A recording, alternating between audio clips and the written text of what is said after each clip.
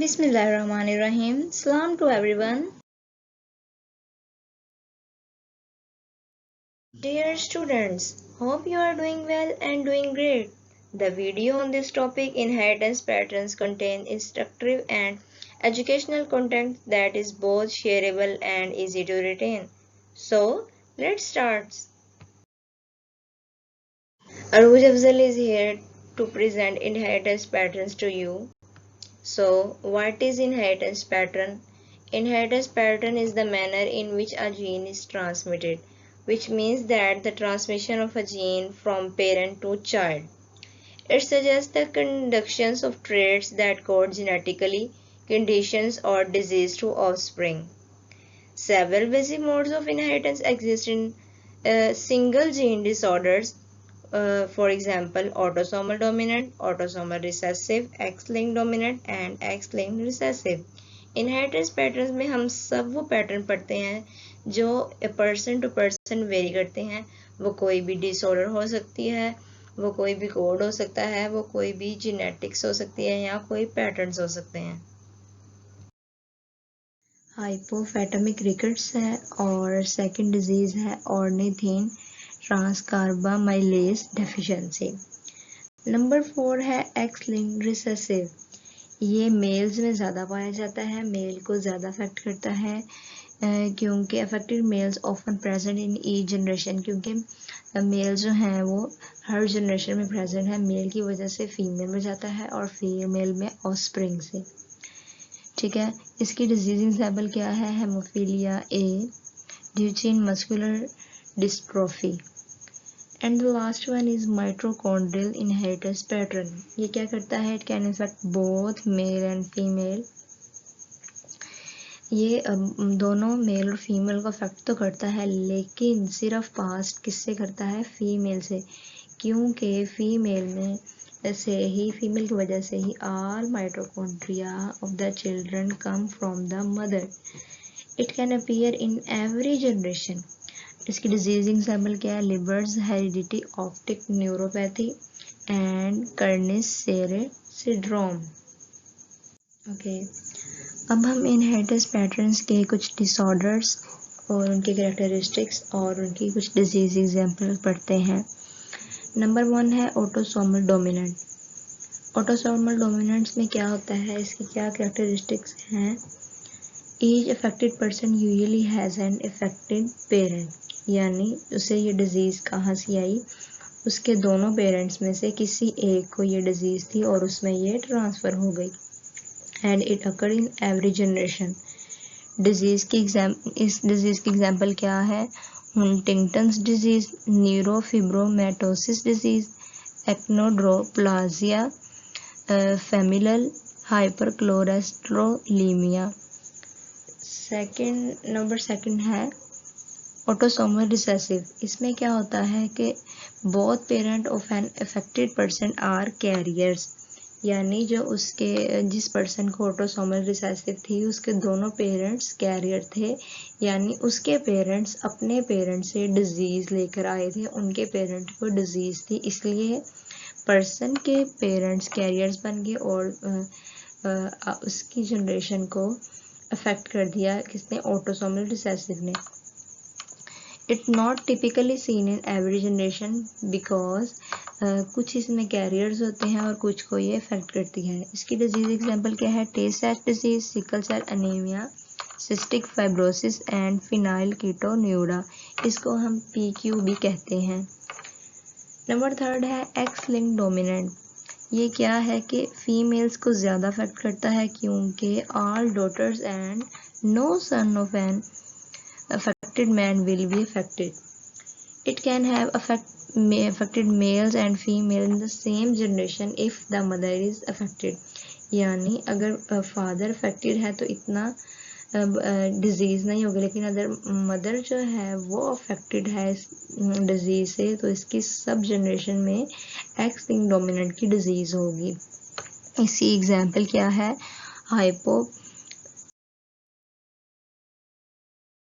The first subtopic of our main topic, inheritance pattern, is the birth of modern genetics.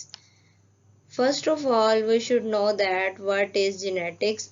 Genetics is the study of heredity, the scientific study of heredity, यानी इसके inheritance के बारे में हम genetics में पढ़ते हैं. Genetics is all based on RNA and DNA. In 1920 first time DNA को स्टडी किया गया, डीएनए की इन्वेस्टिगेशन की गई और इस बात का पता लगाया गया कि किस तरह डीएनए एक मॉलिक्यूल में फिल होता है. It turned out to be certain that chromosome contained genetic factor for the genetic trait.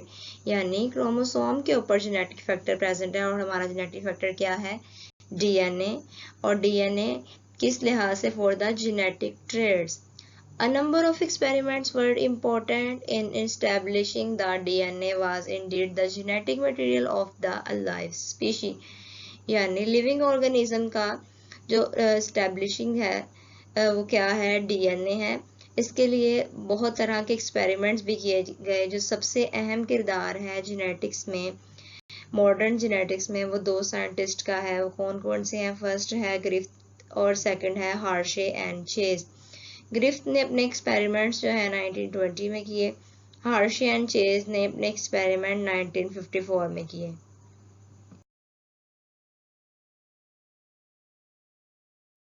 First of all, we study the experiments of Griffith. In 1928, Griffith was examining two characteristics of microorganism, which was the bacteria and that's called Streptococcus pneumoniae, which cause pneumonia and different diseases in the body of organism. Griffith ने ये bacteria था, इसके ऊपर काम किया, Streptococcus pneumoniae, जो कि नमूनिया काज करता था बॉडी में. इसने इसमें दो तरह के डिफरेंट कैरेक्टर्स पाए. एक स्मूथ स्ट्रेन था, एक रफ स्ट्रेन. स्मूथ स्ट्रेन को एस से रिप्रेजेंट किया गया और रफ स्ट्रेन को आर से. स्मूथ स्ट्रेन में क्या हुआ? It created a polysaccharide case that gave it the place and smooth appearance. ठीक है, स्मूथ अपीयरेंस की वजह से इसे स्मूथ स्ट्रेन का नाम दिया गया. और जब लाइट उसके कंटेनर में लाइट डाली गई तो फिर क्या हुआ? Microbes can avoid the safe framework and cause infection. ठीक है, लाइट की वजह से उनमें इन्फेक्शन काज हो गया. ठीक है, और इन्फेक्शन कौन सा था? निमोनिया. उसके बाद है रफ स्ट्रेन, जिसे आर से प्रेजेंट किया गया. इसकी सरफेस जो है अपीयरेंस जो थी वो रफ थी, जिसकी वजह से इसे रफ स्ट्रेन कहते हैं. इसने जो है वो कैप्सूल प्रोड्यूस नहीं किया. ठीक है, कोई भी प्रिवेंटिव मेजर नहीं की. और it not pathogenic and does not cause the infection. ठीक है, कोई भी पैथोजन जो है वो काज नहीं हुआ और ना कि कोई इन्फेक्शन हुआ, कोई नमूनिया नहीं हुआ.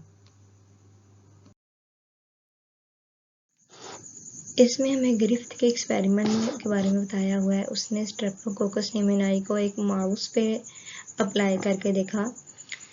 फर्स्ट में क्या हुआ कि लिविंग एस सेल जो है वो उसने इंजेक्ट किए माउस की बॉडी में, जिसकी वजह से स्मूथ स्ट्रेन बने और माउस डाई कर गया. नेक्स्ट में उसने लिविंग आर सेल जो है वो इंजेक्ट किए, यानी रफ स्ट्रेन, जिसकी वजह से पैथोजेंस काज नहीं हुए, इन्फेक्शन काज नहीं हुआ, तो माउस हेल्दी रहा. देन उसने क्या किया कि हीट किल्ड एस सेल्स को इंजेक्ट किया, माउस हेल्दी रहा. उसने उसके खिलाफ पैथोजेंस बना ली, प्रोटेक्टिव मेजर्स की वजह से माउस हेल्दी रहा. लेकिन जब उसने mixture of heat killed S cells and living R cells को मिक्स किया, यानी ये मिडल वाले दोनों को उसने मिक्स करके इंजेक्ट किया, तो माउस डाई कर गया, क्योंकि living S cells are found in the blood cell. उसने इसमें इन्फेक्शन काज कर दिया, जिसकी वजह से माउथ की डेथ हो गई. माउस ग्रिफ्थ के एक्सपेरिमेंट करने के बाद वो बहुत सरप्राइज हुआ, क्योंकि उसके एक्सपेक्टेड रिजल्ट नहीं आए इन द लास्ट ट्रीटमेंट 4. क्योंकि उसे लगा कि जो 4 ट्रीटमेंट में उसमें माउस हेल्दी रहेगा, जबकि वो डाई कर गया. the mice got sick and died. Additionally, he recovered smooth bacteria from these mice, जिसकी वजह से वो और ज़्यादा सरप्राइज हो गया। फर्स्ट ट्रीटमेंट में क्या हुआ था कि लाइव रफ था और उसकी आउटकम में माउस लाइव रहा। सेकंड में लाइव स्मूथ और आउटकम क्या निकली, माउस डाई कर गया। थर्ड में heat killed smooth and outcome is mouse live. Then उसने दोनों को प्लस कर दिया, दोनों आउटकम्स को, heat killed smooth plus live rough, तो फिर क्या हुआ, माउस डाई कर गया। इस वजह से वो ज़्यादा हैरान हुआ कि इसमें माउस क्यों डाई करा, और जिसकी वजह से उसने इसके बारे में ज़्यादा इन्वेस्टिगेशन करना शुरू कर दी। फिर इसके ऊपर स्टडी किए और एक्सपेरिमेंट किए।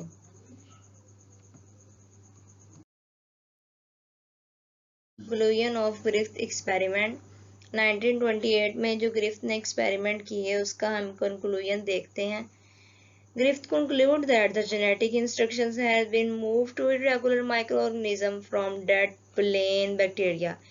Irregular microorganism मतलब rough bacteria और plain bacteria मतलब smooth। ग्रिफ्थ ने इस बात को फर्स्ट टाइम ट्रांसफॉर्मेशन का नाम दिया क्योंकि जो जेनेटिक इंस्ट्रक्शन थी वो मूव कर गई from rough to smooth. It is called transformation for the first time in the history. Still, he was incapable to recognize what kind of particle was liable for the transformation.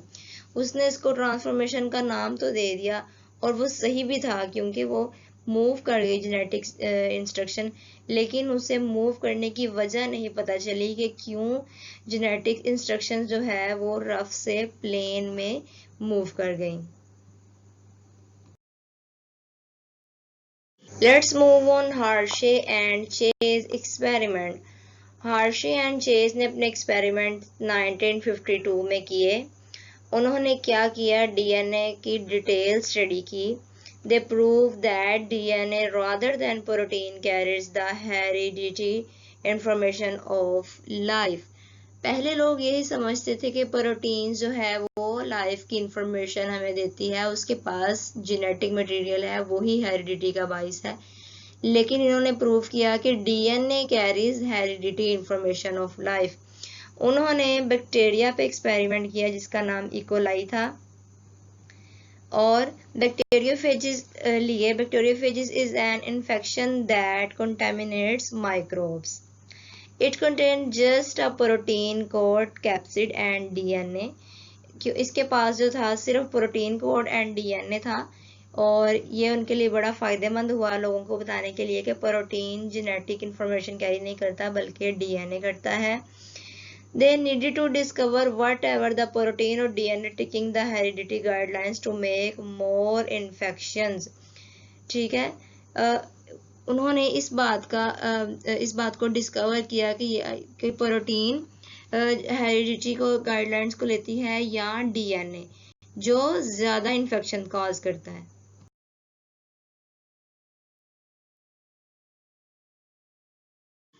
हार्शी and chess को bacteriophage में protein, capsid and genetic material मिला, उसको उन्होंने detail में study किया। Capsid और protein को उन्होंने कैटेगराइज किया with radio active sulphur S35 से। जेनेटिक मटेरियल डीएनए को labelled capsid with radio active phosphorus P32, यानी प्रोटीन कैप्सिड को S35 कह दिया और डीएनए को P32। Radioactive mark infections were utilised to poison cells. इन्होंने इस बात का पता लगाया कि जो इन्फेक्शंस हैं वो किस से काज होते हैं, पॉइजन सेल से। Bacterial cells were diseased by 2 kind of bacteriophage and are observed. उन्होंने उसके ऊपर अटैक करवाया और फिर देखा कि बैक्टीरियल सेल्स जो हैं वो 2 तरह के बैक्टीरियोफेज से डिजीज काज होने की वजह बनते हैं और उन्होंने उसको ऑब्जर्व भी कर लिया। Let's talk about the structure of bacteriophage. उन 2 साइंटिस्ट ने बैक्टीरियोफेज के स्ट्रक्चर के ऊपर थोरोली स्टडी किया। फर्स्ट पार्ट को हम हेड कहते हैं बैक्टीरियोफेज के, एंड इससे नीचे वाले पार्ट को टेल कहते हैं। फर्स्ट पार्ट में प्रेजेंट है DNA capsid, a capsid where the genome is packed, and the tail that serve as a pipe during infection to secure the transfer of genome into the host cell, and a special adhesive system at the very end of the tail that will recognize the host cell and penetrate its wall. सब genome and DNA की वजह से होता है। DNA के नीचे, DNA के outer पे मौजूद है एक कैप्सिड जो उसकी प्रोटेक्शन के लिए है। देन रिंग लाइक स्ट्रक्चर है which is called collar. Then there is the long sheath is present. Sheath के फौरन बाद प्रेजेंट है ट्यूब, एंड ट्यूब जो बेस प्लेट के साथ जुड़ी हुई है। इसके नीचे प्रेजेंट है spikes, and there are 6 fibers present in the tail of the bacteriophage, और सबसे एंड पे इसकी वाल से निकलता है। जब ये होस्ट के साथ अटैच हो जाता है तो जीनोम वहां से निकल जाता है। अब नेक्स्ट स्ट्रक्चर में जो है इसका बैक्टीरिया पे जब इसने अटैक किया वो हमें दिखाया हुआ कि फर्स्ट बैक्टीरिया इसके ऊपर अटैच होता है, एडहेसिव प्लेस बनाता है और फिर पेनिट्रेट करता है और अपना एंड पे अपना डीएनए जो है वो अंदर इंटर कर देता है।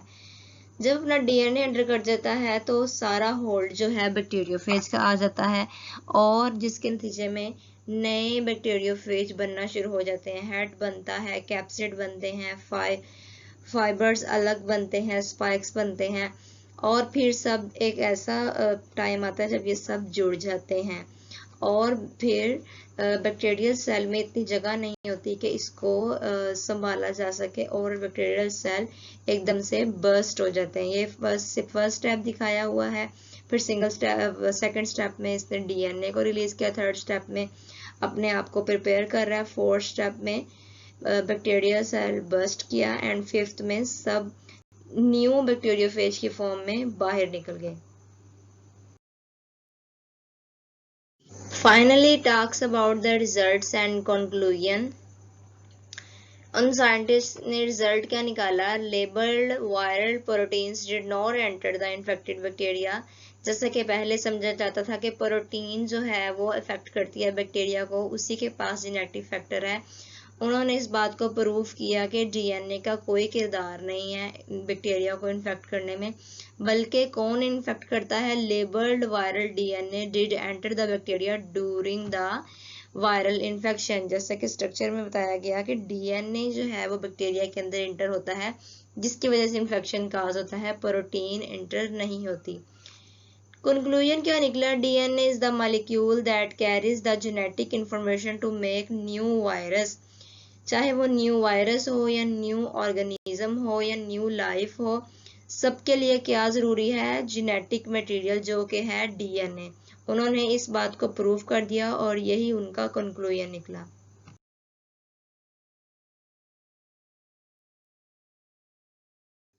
The second subtopic of inheritance pattern is the Mendelian inheritance patterns.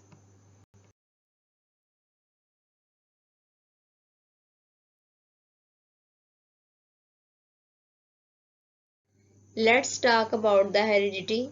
What is heredity? Heredity is the transmission of characters from parents to their children, which means that inheritance is also called as inheritance or biological inheritance, which is passing of the traits from parent to their offspring, either through sexual reproduction or asexual reproduction. The offspring cells or organism acquire the genetic information of their parents. Now, what is trait? Trait is the special characteristics that are inherited. For example, hair color, height, blood type, weakness to a certain disease, and the disease may be diabetes, depression, obesity, and breast cancer. Now, what is genetics? Genetics is the study of heredity, as I explained earlier.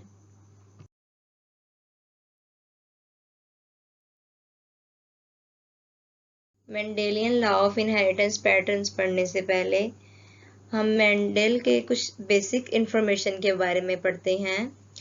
Mendel was the Australian man who expressed the necessary laws of inheritance in 1806, and that laws are inheritance patterns of law of segregation and law of independent assortment. He studied science and math at the University of Vienna. ये एक mathematician था, इसमें mathematics बहुत अच्छा आता था, इसलिए उसने लॉ ऑफ सेग्रीगेशन और लॉ ऑफ इंडिपेंडेंट असॉर्टमेंट के पनेट स्क्वायर को अच्छी तरह कैलकुलेट किया। He shown that reproducing explored different possibilities regarding with the nursery pea. उसने जो उसकी गार्डन पी थी उसके रिगार्डिंग तरह तरह की पॉसिबिलिटीज को जाना, और पी का साइंटिफिक नेम है पिसम स्वातिवम। He assembled and archived numerical information from his observation because he was good in math.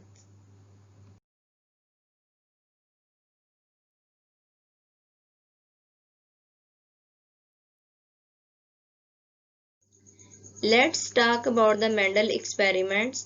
Luckily Mendel के गार्डन में बहुत ज़्यादा पी मौजूद थी और मेंडल ने एक्सपेरिमेंट के लिए पी प्लांट को ही यूज़ किया। Why he use only the pea plant? Because pea is simple to develop, quick production time, cross pollination manually, and the flower of these plants are bisexual. They are self-pollinating, self-crossing. They have shorter lifespan and our plants are easier to maintain. That's why he used pea plant.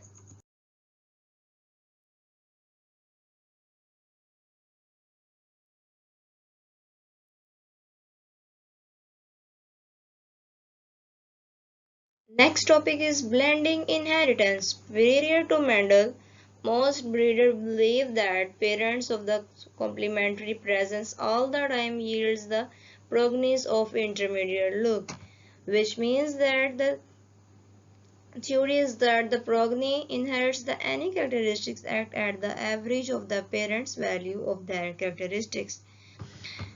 Which means that in 19th century लोग यही समझते थे कि parents से offspring सारी की सारी मिलती है, यानी जो नए ऑफस्प्रिंग पैदा हुए हैं उनके कैरेक्टरिस्टिक्स सेम टू सेम अपने पेरेंट्स जैसे होंगे, उनमें कोई तब्दीली नहीं आएगी। लेकिन मेंडल ने क्या किया कि इसको उनके ख्यालात को रॉन्ग करके दिखाया। उसने कहा कि पेरेंट्स से कैरेक्टरिस्टिक मिलते जुलते तो हैं लेकिन उनमें कुछ चेंजेस आती हैं। मेंडल से पहले क्या था? No knowledge about cells and chromosomes. Chromosomes और सेल्स के बारे में कुछ नहीं पता था। मेंडल ने आके क्रोमोसोम के बारे में बताया, सेल्स के बारे में बताया, इनहेरिटेंस के बारे में बताया।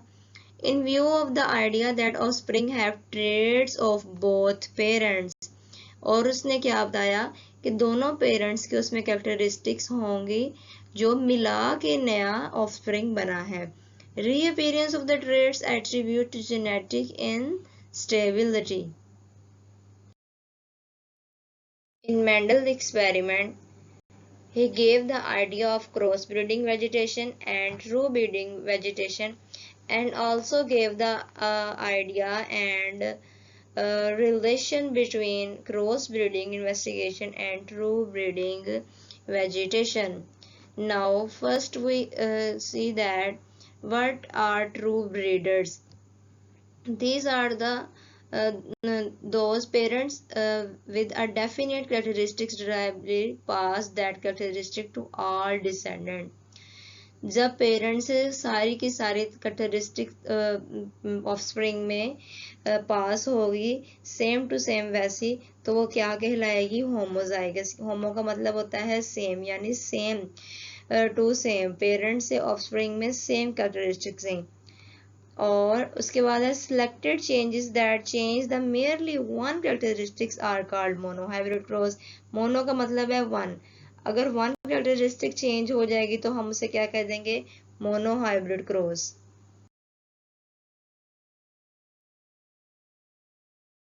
In this slide is shown the monohybrid cross of Mendel. Mendel ने क्या किया कि पी जनरेशन में कैपिटल टी का क्रॉस करवाया स्मॉल टी से। गैमीट फॉर्मेशन हुई कैपिटल टी से, कैपिटल टी जो है गैमीट निकला, स्मॉल टी से स्मॉल टी गैमीट निकला। कैपिटल टी और स्मॉल टी मिले तो क्या F1 जनरेशन आई हमारे पास, capital T and small T. ठीक है, जो कि कैपिटल टी का मतलब है हमारे पास टाल प्लांट एंड स्मॉल टी का मतलब है शॉर्ट प्लांट। ये जो थी इसमें दोनों कैरेक्टरिस्टिक्स थी टॉल प्लांट की एंड शॉर्ट प्लांट की। ओवरऑल ये टॉल प्लांट था। इसका उसने पुनेट स्केयर बनाया F1 गमीट्स लिए, और एक तरफ एग और एक तरफ sperm, male and female. Male में जो है वो capital T and small T, और फीमेल में capital T and small T, जिसका क्रॉस करवाया गया। फर्स्ट बॉक्स में हमारे पास आता है कैपिटल टी F2 जनरेशन में, और फिर capital T small T, then capital T small T and last small T small T. Small T is different from all, that is only that one short offspring। तो क्या ratio हमारे पास निकली, तो 3 थे वो टाल निकले और एक दो शॉर्ट, तो क्या रेशो निकली 3:1, यानी 3 आर लार्ज प्लांट यानी tall plant and 1 short plant.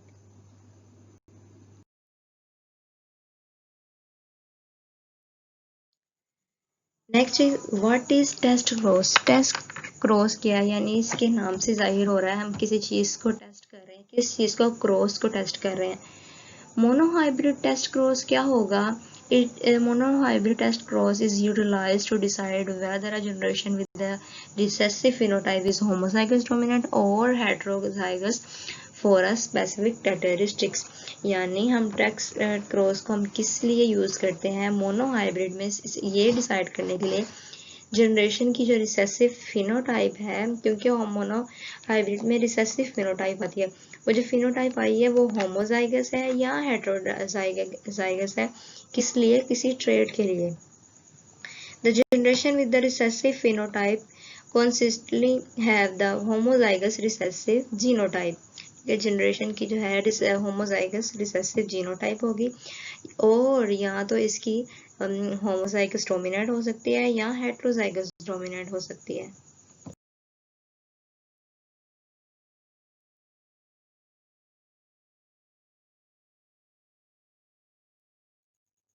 This is the example of test cross. Here the parent capital T small t cross with the small t। तो क्या आएगा, इस बॉक्स में हमने एक तरफ स्पर्म ले लिया, एक तरफ एग्स। स्पर्म्स में capital T and small T, और एग्स में स्मॉल टी, बिकॉज इसका gametes only is the small T. तो क्या बनेगी F1 generation, capital T small T and then small T, this is the offspring. Then जो है capital T और small T का हमने फिर से क्रॉस करवाया पेरेंट्स में, इससे गमीट निकले कैपिटल टी, और स्मॉल टी से गमीट निकला स्मॉल टी। स्मॉल टी जो है वो एग है और कैपिटल टी स्पर्म, ये दोनों मिलेंगे तो कैपिटल टी और स्मॉल टी बनेगा, which is the offspring and all are tall plant. ये इनकी क्या है, फिनोटिपिक रेशो है। कैपिटल टी जो है वो लार्ज टाल प्लांट को जाहिर करता है, और स्मॉल टी जो है शॉर्ट प्लांट को। नेक्स्ट है Mendel saw the same result in different traits। उससे डिफरेंट करेक्टरिस्टिक्स तो मिले लेकिन उनका रिजल्ट सेम मिला, इस वजह से वो सरप्राइज हुआ और उसके बारे में और स्टडी स्टार्ट की। क्या हुआ कि ट्रू ब्रीडिंग पेरेंट्स हाइब्रिड्स जो थे उनमें उसको सेम कैरेक्टरिस्टिक्स मिली, हालांकि उनके ट्रेड्स जो थे डिफरेंट थे। किस तरह, पी जनरेशन में अगर हम देखें थ्रू ब्रीडिंग पेरेंट्स जो थे पर्पल और वाइट फ्लावर का क्रॉस करवाया गया। F1 जनरेशन में हाइब्रिड बने, all plants had purple flowers. ठीक है, क्यों पर्पल बने, क्योंकि पेरेंट्स ऑफस्प्रिंग में सेम कलर ट्रांसफर हुआ। लेकिन जब उसने F2 जनरेशन करवाई तो 3:1 मिली, क्यों 705 plant had purple flowers and 224 plant had white flowers, जो कि मैंने टेबल में ऊपर बताया कि 705 प्लांट्स जो थे, मतलब वाइट प्लांट से ज़्यादा पर्पल प्लांट थे, उन्होंने ये वाला करेक्टर ज़्यादा पेरेंट्स से हासिल किया, जिसकी वजह से पर्पल कलर ज़्यादा हुआ और वाइट कलर कम। इसी वजह से 3:1 फाइनल रेशो हमारे पास आई।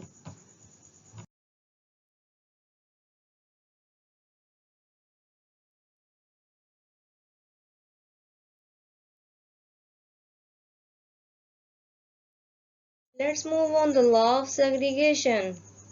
Two components of each trait taken by every individual. यानी कि जो भी नया ऑफस्प्रिंग बना है, जो भी नया इंडिविजुअल बना है, उसके पास कितने ट्रेट होंगे? उसके पास 2 कंपोनेंट ऑफ ईच ट्रेट होंगे। During gamete formation the components separate from each other, जिस तरह हमने ऊपर भी क्रॉस किया, गैमीट फॉर्मेशन में कंपोनेंट्स एक दूसरे से अलग हो जाते हैं। Every gametes contain just one factor from each pair of component. पहले तो हमने बताया कि हर एक ट्रेट के 2 कंपोनेंट्स होंगे, लेकिन जब गैमीट फॉर्मेशन होगी दोनों अलग अलग हो जाएंगे और हर एक के पास एक कंपोनेंट चला जाएगा। देन फर्टिलाइजेशन होगी। Fertilization gave to each fresh individual 2 components for every trait. जिस तरह पहले उनके पास हर एक ट्रेड के लिए 2 कंपोनेंट्स थे, इसी तरह जो उनकी नई इंडिविजुअल आएगी उनके भी हर ट्रेड के पास 2 कंपोनेंट होंगे। जिस तरह ये डायग्राम में बताया गया, कैपिटल एल और स्मॉल एल का क्रॉस करवाया गया कैपिटल एल स्मॉल एल से। जबकि गैमेट फॉर्मेशन हुई तो सब अलग अलग हो गए, कैपिटल और small L, capital L small L. और जो नई इंडिविजुअल बनी, हर एक के पास 2 ट्रेड्स हैं, 2 कंपोनेंट्स हैं। सबसे फर्स्ट के पास है कैपिटल एल, नेक्स्ट वाले के पास है capital L small L, third वाले के पास है small L capital L, and last वाले के पास है स्मॉल एल। इन सब के पास हम देख सकते हैं कि 2 कंपोनेंट्स हैं for every trade, which defines the law of segregation.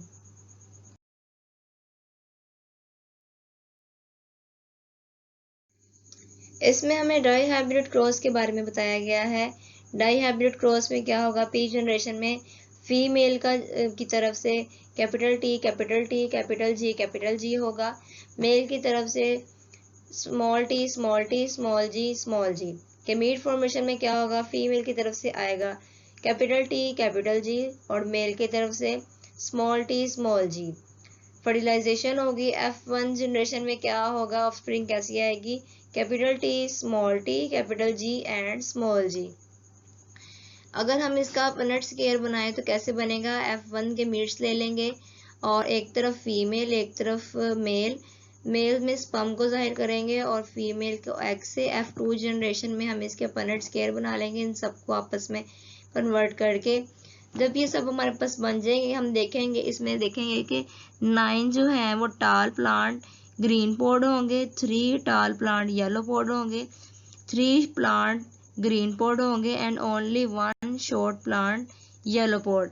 जिससे हमारे पास क्या रेशो निकलेगी, 9:3:3:1, which defines the law of segregation of Mendel. Capital T जाहिर करता है लार्ज प्लांट को, स्मॉल टी प्रेजेंट करता है शॉर्ट प्लांट को, कैपिटल जी जो है ग्रीन पॉड को and small G present the yellow pod.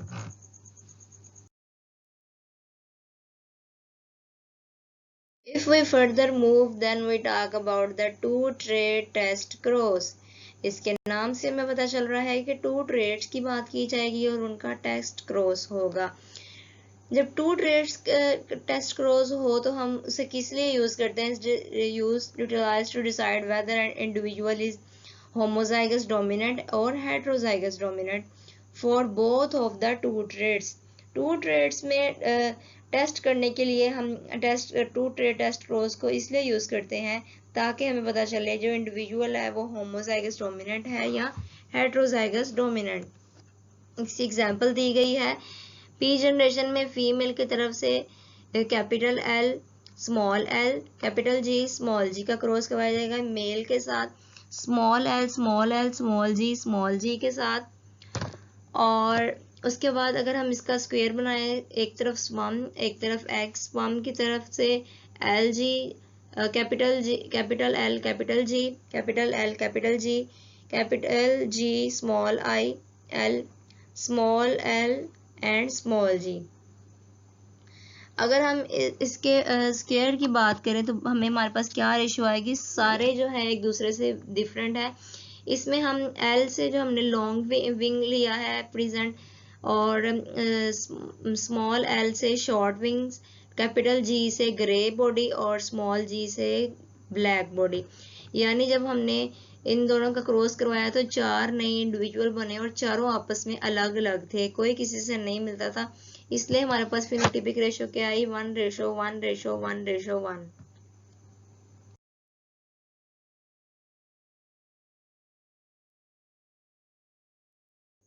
The second main law of inheritance, which explained by the Mendel, is the law of independent assortment, in which the set of allele for the various attributes independently of each other in the gamete formation, which also known as the meiosis।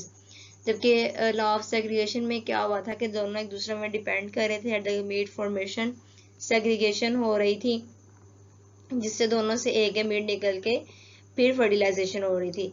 लेकिन independent assortment में क्या है, दोनों alleles के attributes जो हैं वो freely act कर रहे हैं गैमेट फॉर्मेशन में, एक दूसरे का उन पे कोई डिपेंडेंस नहीं है, कोई किरदार नहीं है। In such a way that the legacy of one attribute has no impact on another attribute of the characteristic, यानी वन ट्रेड का दूसरे ट्रेड पे कोई इम्पैक्ट नहीं। जैसे कि मैंने आपको बताया कि एक कंपोनेंट, एक ट्रेड के दो कंपोनेंट होते हैं।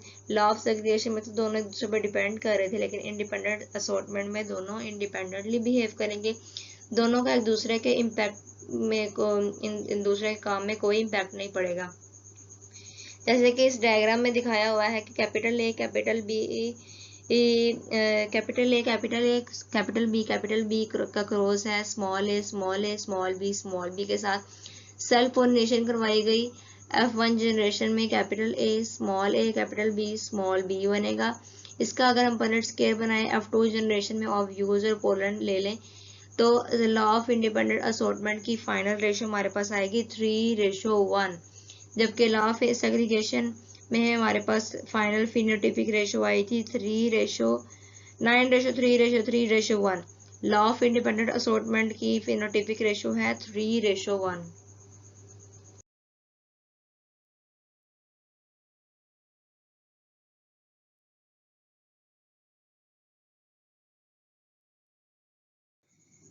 इस स्लाइड में हम comparison of dominant and recessive inheritance pattern पढ़ते हैं।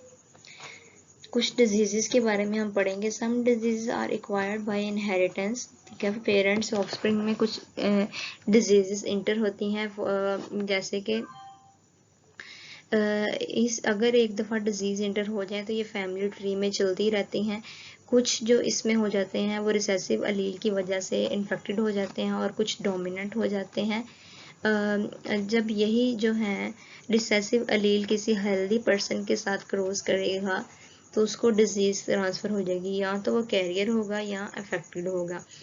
फॉर एग्जांपल एक डिजीज़ है हंटिंगटन्स डिजीज़, जिसमें अलील इज़ डोमिनेंट है।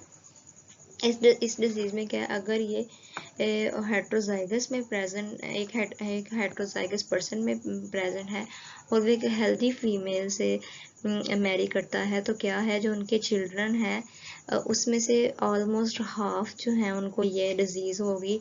जो सामने टेबल में दिखाया गया है, जो रेड पर्सन है ये लार्ज है, एच एंड स्मॉल एच वाले, ये सब इन्फेक्टेड हैं, क्योंकि इनमें से एक पेरेंट जो था वो अफेक्टेड था, डिजीज़ का कैरियर था। इस वजह से कुछ पेरेंट जो ऑलमोस्ट 1/2 जो थे वो इस डिजीज़ से अफेक्ट हुए। In the family tree the disease arise repeatedly by this type of dominant allele. Family tree में ऐसा चलता रहता है कि अगर एक के पास डिजीज़ चली गई वो उसका कैरियर हो जाएगा, और जब उसकी नेक्स्ट जनरेशन आएगी तो वो उसमें भी ट्रांसफ़र हो जाएगी।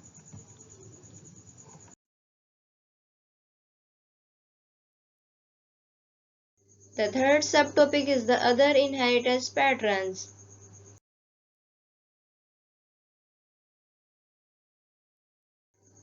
अगर हम इनहेरिटेंस पैटर्न्स ऑफ मेंडल की बात करें तो ये इंक्लूड करते हैं genes with directly affect the result of trait of organisms.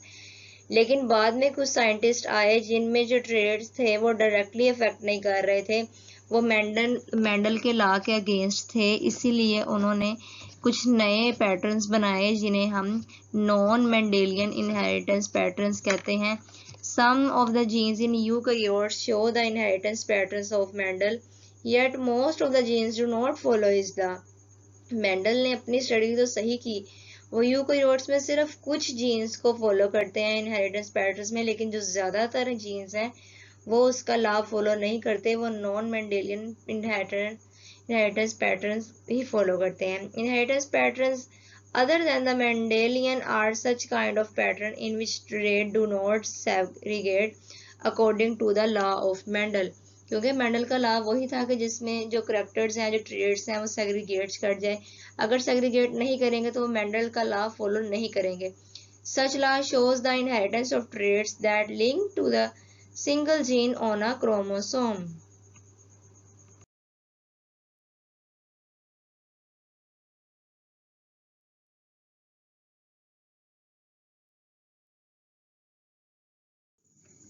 Incomplete dominance, इसके नाम से जाहिर हो रहा है कि डोमिनेंस में इनकम्प्लीशन आ रही है। किस चीज़ की इनकम्प्लीशन वो हम देखते हैं।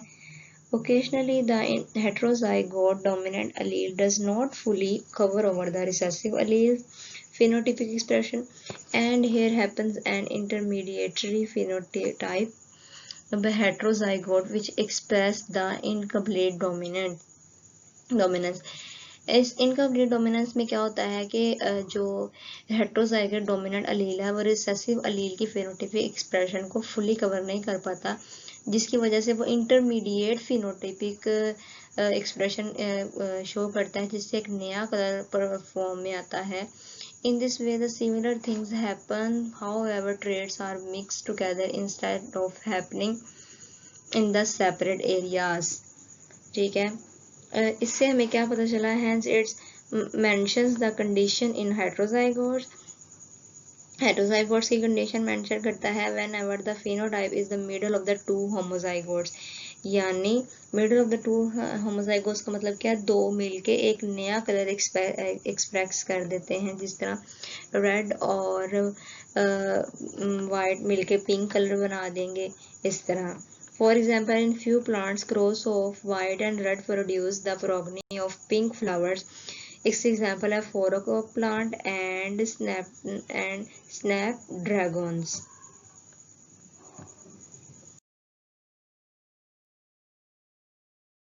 नेक्स्ट है polygenic inheritance.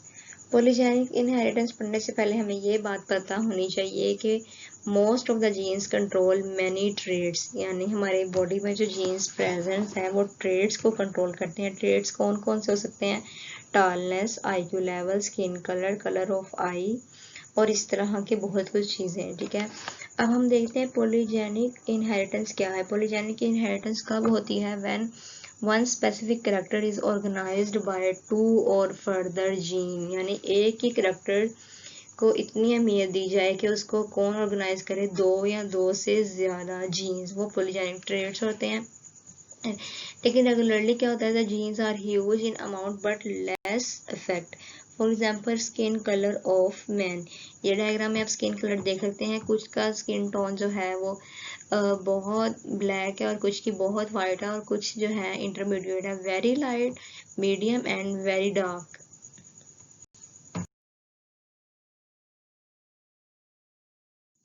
Now what is multiple allele. जब मेंडल ने पी में अलील को स्टडी किया तो पी के जीन में से सिर्फ 2 अलील मिले, तो उसने कहा कि सिर्फ 2 अलील प्रेजेंट है। लेकिन जब बाद में पी के अलावा लिविंग ऑर्गेनिज्म जानवरों में या इंसानों में अलील को स्टडी किया गया तो वो मल्टीपल्स थे, यानी 2 से ज़्यादा थे। Real inhabitant frequently have multiple Aleel of a certain gene, एक जीन पर 2 से ज़्यादा अलील भी हो सकते हैं जिनको उन्होंने मल्टीपल अलील का नाम दिया।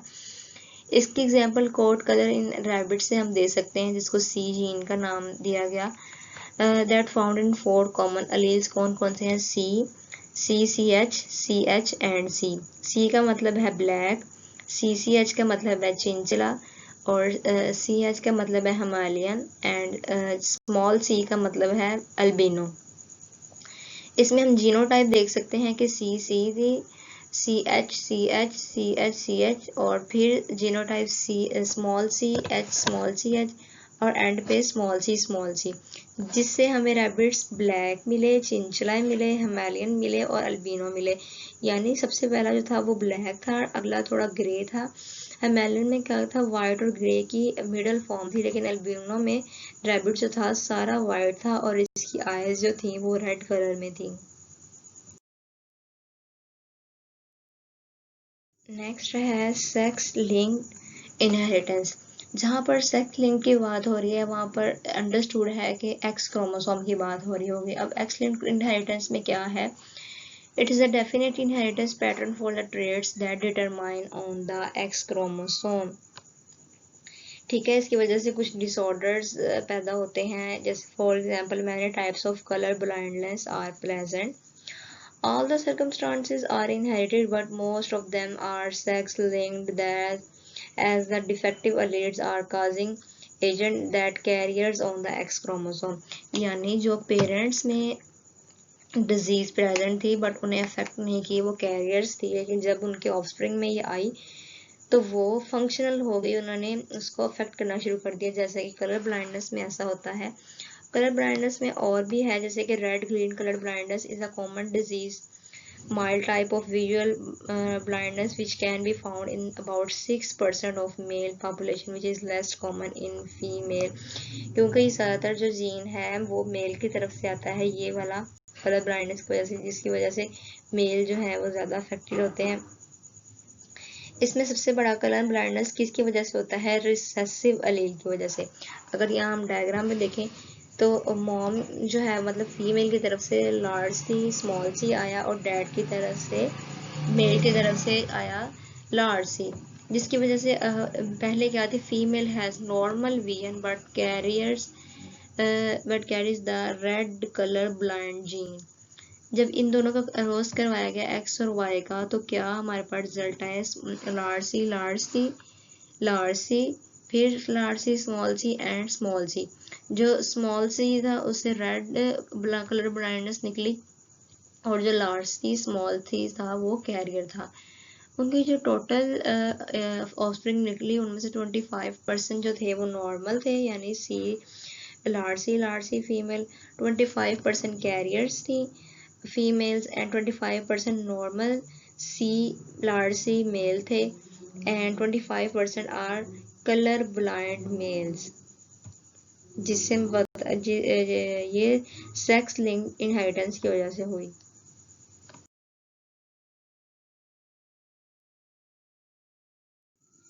Pleiotropy. Some genes affect many different characteristics, not just a single characteristics।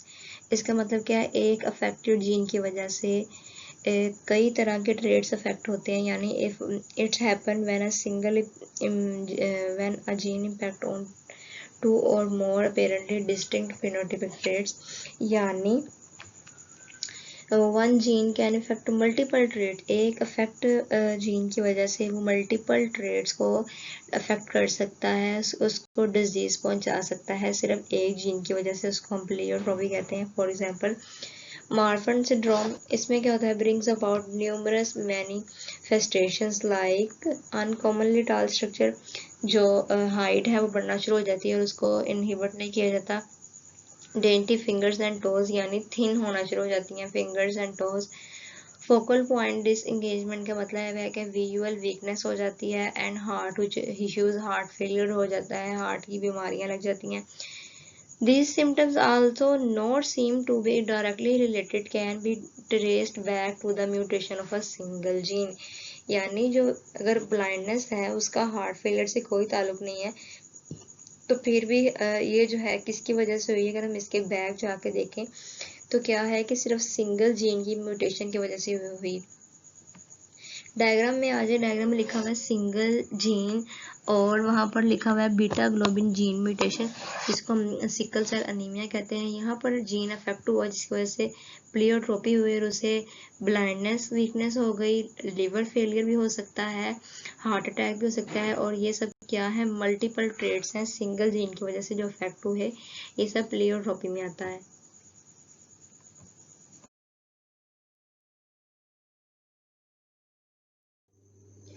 Let's move on the gene linkage.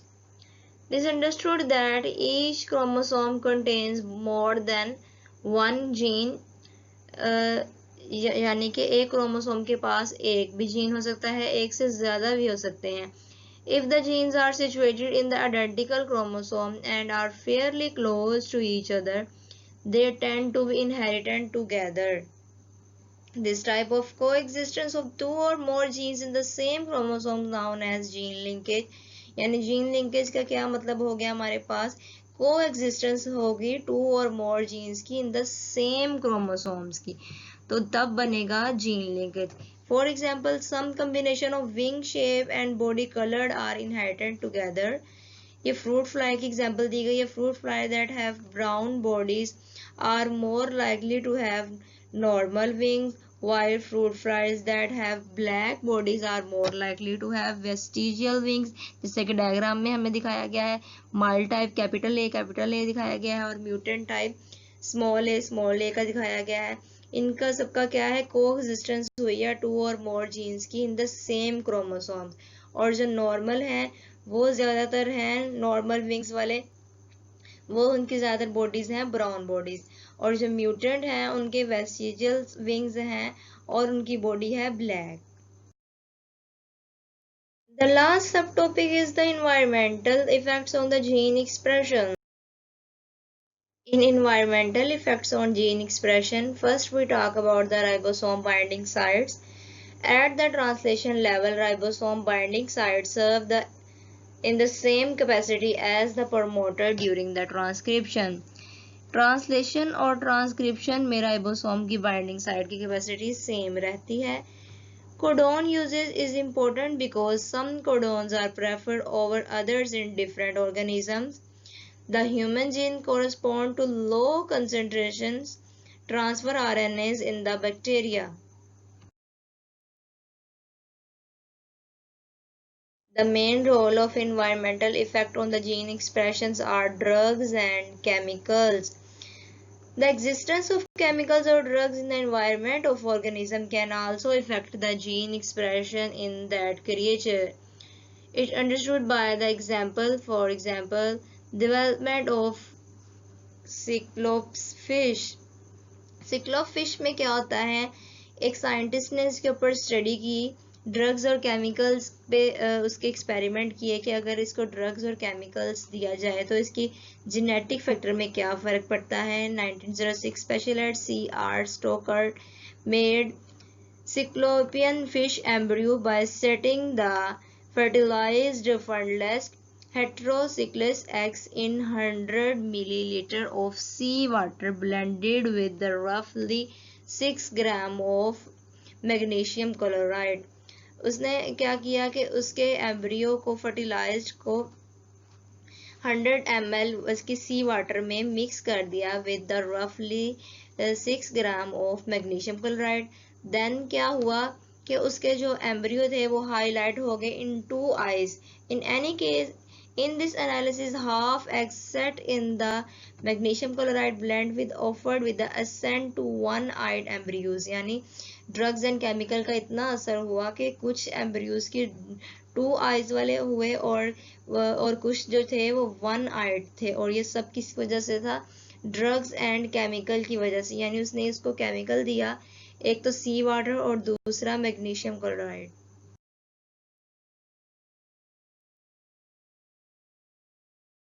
Let's move on sex-limited traits. What are sex-limited traits? Sex-limited traits are additionally autosomal. They are expressed in individual of only one sex। ठीक है, sex limited traits होते हैं जो mail और female में different होते हैं। For example female में लैक्टेशन और मिल्क प्रोडक्शन, जबकि मेल में ब्रेस्ट की फॉर्मेशन को रोकते हैं. Although the genes for producing milk are carried by both male and female, but only lactating females express these genes. Now, what is sex influence trait? The traits that communicated dissimilar in the two sexes, यानी दोनों sexes में traits जो हैं वो dissimilar हों, आपस में मिलते जुलते ना हों. These traits are autosomal, which means that the genes accountable for their expression and not carried out on the sex chromosome. For example, male pattern baldness, यानी ये सिर्फ मेल में ही होगा, फीमेल में नहीं होगा. डायग्राम में लिखा हुआ है human genetic sex influence traits क्या है, बाल्डनेस, यानी capital B is equal to baldness in either sex, यानी किसी में भी हो सकता है. But capital B small B होगा तो बाल्डनेस मेल्स ओनली इन, और स्मॉल बी होगा तो नॉर्मल हेयर इन बोथ. ये एक था सेक्स इन्फ्लुएंस ट्रेट के बारे में.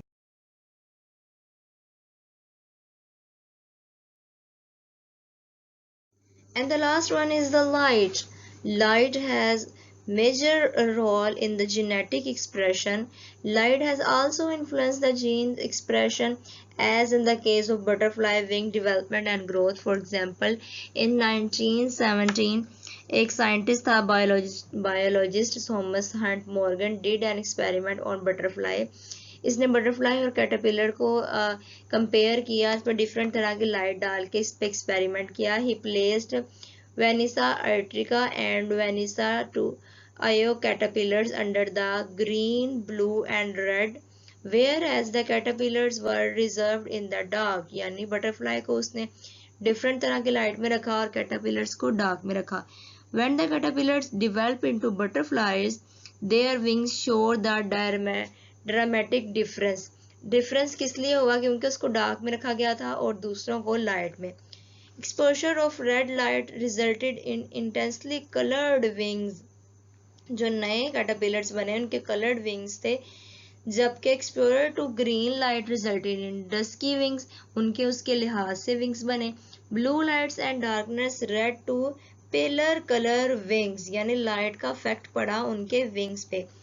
In addition, the V. Artica butterflies reared under the blue light and V. butterflies reared in the dark were larger than the other butterflies. और उनका size भी large हो गया, किसकी वजह से, लाइट की वजह से. उसकी वेवलेंथ ने उस पर असर किया और एक के विंग्स जो थे वो शॉर्ट हो गए, एक के लॉन्ग हो गए और कुछ में कलर्स वेरिएशन आ गई. Anyone who have confusion on the inheritance pattern, she can ask me. And thank you for your seek attentions.